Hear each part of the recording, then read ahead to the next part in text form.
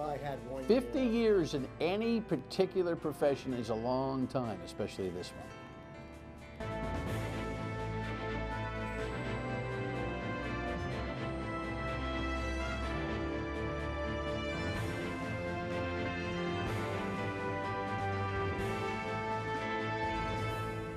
The Dan Yorke State of Mind program is brought to you in part by Lookout Rhode Island and Takeo Comfort Solutions. As you know, or you should know, on Friday evenings we air the broadcast from our Thursday production time, meaning we don't record our programs in the early afternoon on Friday, just Monday through Thursday. So Friday shows are fun because they give me a chance to kind of spread out an issue or just kind of hang out with somebody, and that's what we're going to do tonight.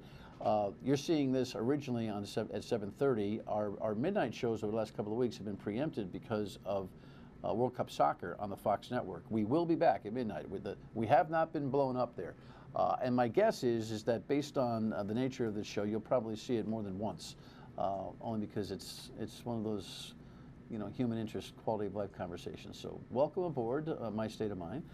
The other day, I was talking to a friend of mine about a guy in my hometown that I have never met. And it's embarrassing to me because, I've been around now for a while and I just have never met Steve Gordon, who is probably one of the, I don't know if there's a list of most popular guys in town, but he certainly is one. He has been the wrestling coach at Cumberland High School for 50, not 15, but 50 years. And has had incredible success. So I finally bumped into him the other day. I said, Steve, you got to come on the show. A, I'm sorry we've never met, and B, I got to make it up to you. He's pretty humble about that kind of stuff, but I really love talking to coaches. As you know, we do a lot of sports conversation here, and I like to hear how the minds of leaders of young people work these days and what the transition has been like. So with no further ado, let's get to that. Here's the headline that the Valley Breeze put up on the retirement. There's Steve and his wife, Judy, as they celebrate the end. A little bit later on, we'll show you a story that Eyewitness News did on Steve a couple of years ago, but we bring him on. Welcome to the broadcast. Nice to have you. It's nice to be here, Dan. 50 years doing the same thing. You saw a lot of things happen over 50 years. A lot. Not only in the world of wrestling, which you have accomplished so much, but with kids. So before I even start with the questions, what's it feel like to have said, that's it, I'm done? I get that question quite a bit, and I'm happy. I'm happy that I'm done. My problem is I can't coach the way I want to coach. When I coach, I like to be on the mat with the kids. I like to demonstrate. I like to wrestle around with them. That's impossible now. It's just everything hurts. So I thought it was a good time to go. Our program is very healthy, and I have such great help. A lot of my assistant coaches are phenomenal, and I'm leaving the program in really good hands, and I'm happy about it. All right, so here's a polite way to ask the question. You began coaching at what age? Or you got this gig at what age? I got this gig at 26. All right. 26. So some 76-year-old dude probably shouldn't be rolling around the mats with 16-year-olds. No, yeah, that's right? I've heard that before. Yeah, I felt. When did you stop? I mean, when did you stop actually mixing it up and getting half Nelson or giving them? In my 60s, I stopped wrestling live, and then I just demonstrated, and then recently, it's been almost. It's one thing to get on the mat and show something, but then I have to stand up. That's the hard part. I need help. What was your early wrestling career like? Well, I wrestled at Cranston. Well, it was just Cranston and those, Cranston East. But I had a very good friend. I didn't know anything about wrestling. I was a basketball player, and I went to the high school, and I went out for basketball, and everybody was 6-something, and I'm still 5'7", and I said, well, I don't think that this sport is for me. And a friend of mine, his brother wrestled for the high school. I went to a match, and that was it. I just fell in love with the sport. I went out for wrestling the end of my sophomore year, wrestled my junior and senior years at Cranston, and then went on to Springfield College to wrestle. that's my old stomping grounds. Quite the athletic program Springfield College had in the day. Oh yeah. And still we were does. Division II in those days. Yep. Yeah. Yeah. What were your accomplishments there? not as good as they were in high school. Okay, well, hey, listen, competition gets tougher. I did well. I started for a couple of years, and then, like we were just talking about, a transfer from Lehigh came to Springfield. That was the end of my career as a starter, but I learned an awful lot there from the coaches. My high school coach, my college coach were great people, and I took a lot from them and tried to bring that to Cumberland. Wrestling is a fascinating sport. It looks to the naked eye as something that's violent. No, it's not. But it's tough. The athleticism that's required is incredible. The shape you must be in is phenomenal. But it's really a skills-based, very skilled, skills-based sport. Oh, very skilled, very skilled. You just cannot go out on the mat and think you're a tough guy and go out and you see some skinny little guy that's wearing glasses on the bench. He takes off his glasses, and then you shake hands with him. He gives you a limp handshake, and then the next thing you know, you're on your back, and he's got you wrapped up like a pretzel. The limp handshake is actually legit. It's almost. Oh, What is that about? It's a psychological thing. It's like I'm weak. Yeah, right. I'm weak. Yeah, I've had both. Some guys try to crush your hand. Other guys try to, give you the limp wrist type stuff. But it's all a psych thing. Wrestling's very difficult. It's very difficult. The one factor that sets it apart from other sports are very difficult. Swimming's hard, cross country, they work hard. Wrestling, you're wrestling 6 minutes. It doesn't seem like a long time, but you try 30 seconds of it and you'll see how tired you're going to get. Gassed. Oh my God, it's awful. And but the key element is the weight control. Wrestlers like to drop a weight class to get into a class where they feel they're more competitive. And so aside from the strenuous work that they do, we're pretty tough on our wrestlers.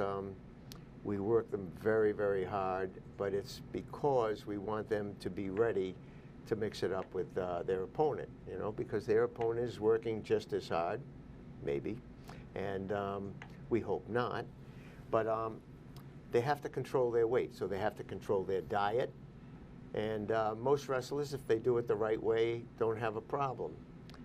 But most wrestlers don't do that. Well, in our next segment, I want to talk about that specific thing, because I'm sure that even you have learned over these 5 decades the right way, the wrong way, because in the old days, there was a lot of wrong way when it came to high school and collegiate wrestling. But I will admit to the idea that the conditioning is incredible, because when I was in high school, I told you when I first met you that I went to a very big-time wrestling high school. And I ran cross country and played basketball. So, I was running 70 miles a week. Don't laugh. There was a county championship in this whole thing. Everything hurts, just like Steve. But I'd run 70 miles a week, and then get invited to join the wrestling practice and be finished in 10 minutes. Oh yeah. Like finished. Like unable to navigate, and wake up the next morning unable to walk. Yeah, so it's obviously different muscle groups and all that kind of stuff, but the intensity is incredible. It's extremely intense. You got to understand that you're pushing around somebody your own weight, and he's trying just as hard as you are to take you down, put you on your back, which is the name of the game. Pinned. Got it. When we come back, some of the old ways of doing things versus some of the better ways of doing things. Stay with us. Yeah, my wife warned me. So, yeah, don't worry, you're not one of the politicians. Steve's wondering when the big question's coming out here. There is none. But in case you didn't catch it a couple years ago, the 500th victory was the milestone. His 573 wins an all-time best in Rhode Island, but Steve Gordon always hoped his legacy would be remembered in a different way. The winning part is secondary to what we want the kids to learn other than the techniques of wrestling. We want them to be good sports. We want them to learn to be self-disciplined. We want them to win with humility. We want them to lose with dignity. We want them to cooperate with other people. So those are the important things to us. You know, the wrestling is a byproduct of hard practice, and we have so many guys that help me coaching. They make me look good, you know. It's not just me. The 76-year-old was a state champ at Cranston High School in 1959, who moved on to success on the mat at Springfield College, a resume that earned instant respect, something that's remained over 5 decades. The respect that the students give him is the same when I first walked in the door, and the same that the athletes cared about him that he coached in the 70s. And he's been able to stay relevant with them, and they really appreciate him and respect him as their coach. Without a senior in this year's group, the Clippers won't be a favorite going into the state meet. But that doesn't mean they won't make every effort to bring home coach's 6th state title. Bringing their best in every match has always been his only request. This year I think we'll do well.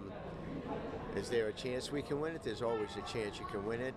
If other teams help you out and beat people in certain weight classes and your guys move through and wrestle hard in the wrestlebacks, who knows what's going to happen. It's going to be tough. We don't have as good of a lineup as last year, but I feel like we can do it.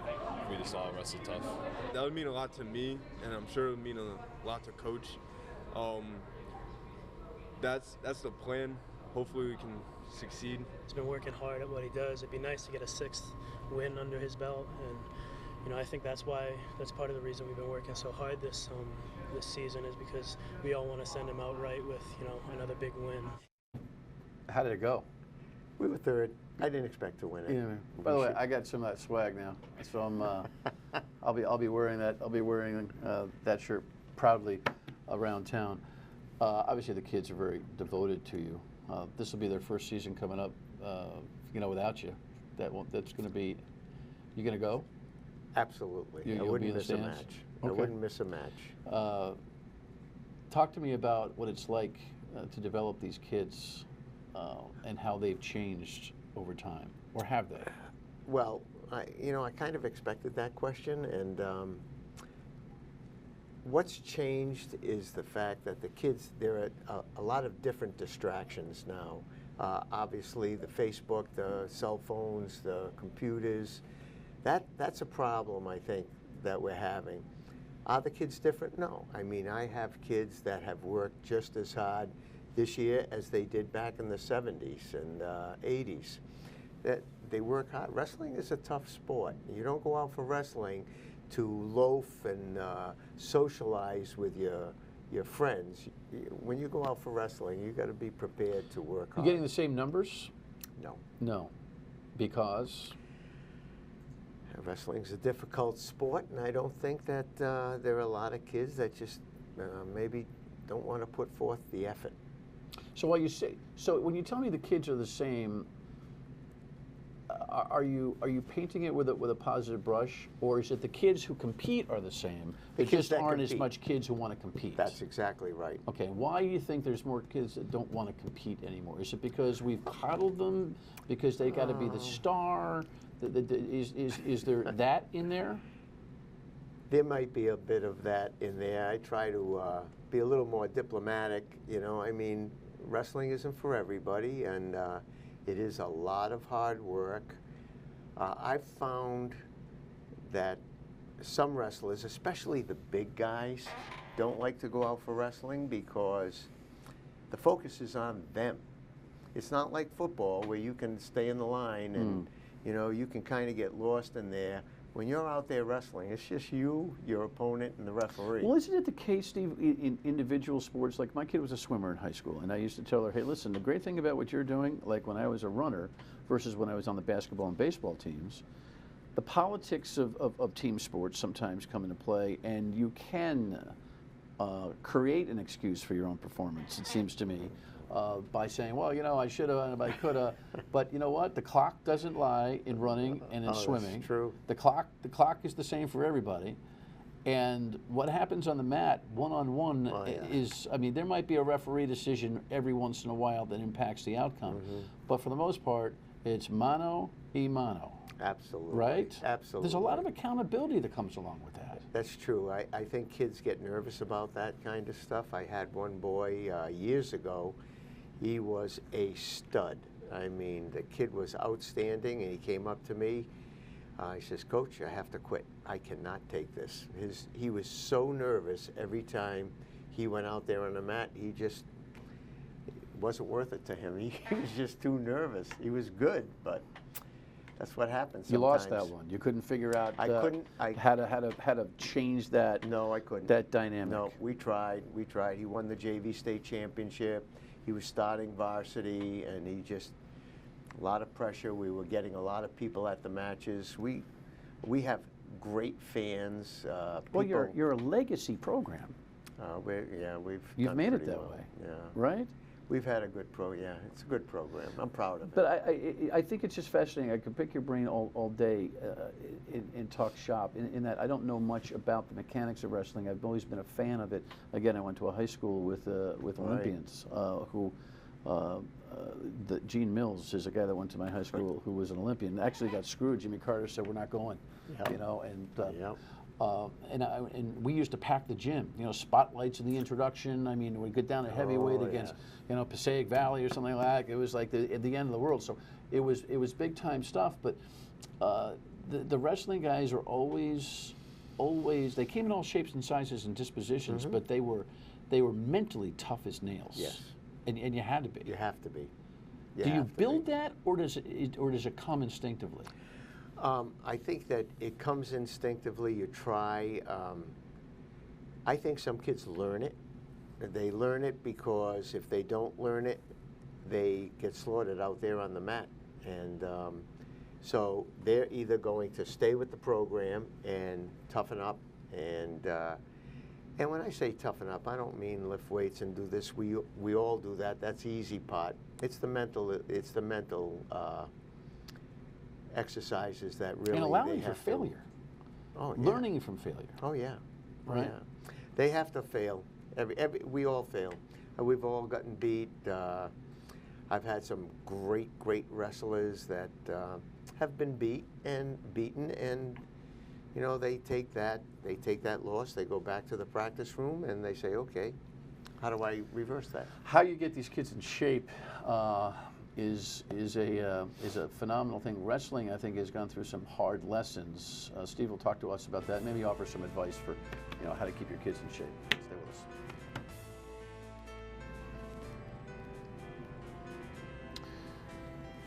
Steve, his wife, the group.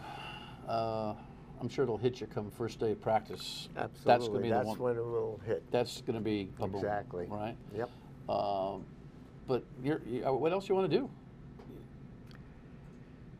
I'm just happy. Chill? Yeah, just I'm chill. happy. I'll go to matches. You're obviously in great shape still. I feel pretty good. Yeah, I'm very fortunate to be healthy. But I'll probably go down and work with the middle schools and some of the younger kids and fool around. I know that whoever takes over the team will let me come in every now and again and work out with the kids. I bet you they will. Listen, in the old days, I remember being in the locker rooms, in the basketball season, showering with the wrestlers while they were in wetsuits and the steam was not, the heat was turned up. Yeah. And you always knew when it was a wrestling match because they were all at the cafeteria with just a carton of milk. Until such time at 3:30 when they weighed in, and then they were all at Roy Rogers, loading up. Absolutely. Even I knew back then that it doesn't look like a very healthy process to make weight. You guys have had some tough learning lessons in the industry, haven't you? Real quick. Yes, we have.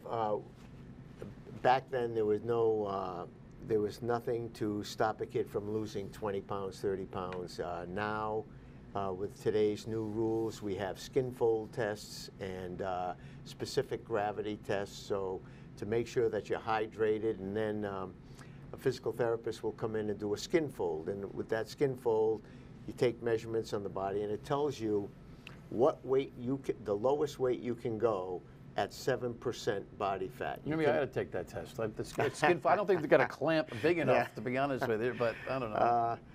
So anyway, it's trying to protect the kids from dropping a lot of weight. Yeah, because in the old days, Oh my God, not good. no. In general, obviously you've had to be somewhat of a training expert over the course of time to keep kids in shape. In general, wrestling and beyond, what do you recommend to parents and what they should be watching for with their kids in terms of how they treat their bodies while they're training athletically? Diet is really important. They shouldn't do it the way a lot of wrestlers will do it. They'll wait till a couple of days before the match and then suck way down, not eat anything, and drop 5, 6, 7, 8, 9, 10 pounds. And that's not good for a wrestler. So what we try to do is give them... Or anybody. Or anybody, really. We try... I like a Weight Watchers diet where you just eat less, you eat healthy. You just have 3 ounces of chicken, you have a salad with low-cal dressing. You watch your carbs a little bit during the season until you make the weight. And once you make your weight, you can maintain it very easily that way. Every now and again, a kid's going to cheat, go up a few pounds, but we'll work it off. All right, I only got a couple of minutes. I can talk to you all day. What's your fondest memory of the whole career? Oh my God. Is there one? I Or have is there so a thought many. that the wells inside of you about how profound this whole Just being 50 in years has been? contact with the kids, I'm going to miss the kids. It's not so much winning championships. There's really not much we haven't been able to accomplish at Cumberland. We've had good programs for years and years and years. We've had exciting wins with the state tournament. We've won state tournaments by a point, and we've lost them by a point. There's just nothing we haven't done, but it's just the contact with the kids that I'm going to miss. What would you want them to have remembered from your tutelage? I want them to remember that it's really important how they deal with wins and how they deal with loss, because that carries over into life. I mean, 2 guys are going to go for a job. One guy's going to get it. You know, I mean, you might win it and you might lose it, and it's how you conduct yourself and moving on forward in life, which is important. We want them to be good citizens. So there you have it. It's all about teaching lessons. 50 years worth. Congratulations, man. Thank you. And you know, I wish you 50 more. Yeah, me too. That may not be scientifically possible. I don't think so. But the way you look, you never know. You could break the record. Thanks so much, and thanks for the swag. And I know the community feels the impact of all your work. You're a well-known and very popular guy for obviously good reasons. Thanks. Best to you and your family. Thank you very much. Steve Gordon, 50 years as the wrestling coach at Cumberland High School. Doesn't get any better than that. Final word on the program schedule next. Alrighty, that was a great visit with Steve Gordon. And by the way, he says he wouldn't have been able to do it without his wife. You know, all those winter nights out of the house. We'll have him on the radio later in the summer to talk some more shop. In the meantime, you should know that if you're watching this on the original date, that we are on a production vacation for a couple of weeks. So some highlight shows for the next couple of weeks, and we'll be back, on the 16th of July with an original show. I'm sure everything will be moving at a fast pace when we get back. Thanks for watching. Good night.